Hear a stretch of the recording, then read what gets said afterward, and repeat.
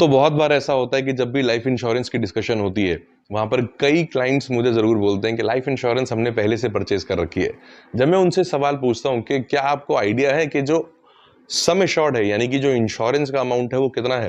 तो बहुत लोगों के पास ये जवाब नहीं होता कि इंश्योरेंस का अमाउंट हमारे पास कितना है, क्योंकि बहुत बार ऑब्लिगेशन में परचेज़ किया होता है तो उन्हें आइडिया नहीं होता। दूसरा मैं पूछता हूँ कि वो जो इंश्योरेंस परचेज़ किया है, क्या वो एडिक्वेट अमाउंट का है? तो बहुत लोग कहते हैं एडिक्वेट का मतलब क्या?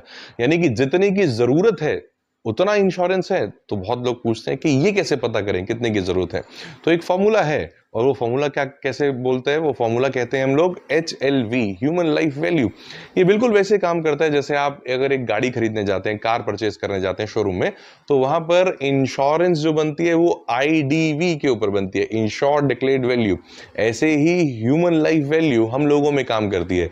आपकी एज और आपकी इनकम का मल्टीप्लायर, यानी कि अगर आप 20 से लेके 30 के स्लैब में हैं, तो आपकी जितनी भी इनकम है उसका 30 टाइम्स इतना इंश्योरेंस आपको मिल सकता है। अगर आप 30 से 40 के स्लैब में हैं तो आपकी इनकम का 25 टाइम्स इतना इंश्योरेंस आपको मिल सकता है, और अगर आप 40 से 50 के स्लैब में हैं तो आपकी इनकम का 15 टू 20 टाइम्स। अलग अलग कंपनीज के अलग अलग स्लैब हैं, तो अगर तो आपने एडिक्वेट इंश्योरेंस परचेज कर रखा है, वेल एंड गुड। बट अगर आपने नहीं कर रखा तो टेंशन लेने की बात नहीं है। आज ही अपने एक अच्छे फाइनेंशियल एडवाइजर से संपर्क करें जो आपको अच्छी फाइनेंशियल एजुकेशन दे और बताए आपकी नीड्स और आपकी लाइबिलिटीज के हिसाब से कि आपको कितने का एडिक्वेट एक टर्म लाइफ इंश्योरेंस चाहिए।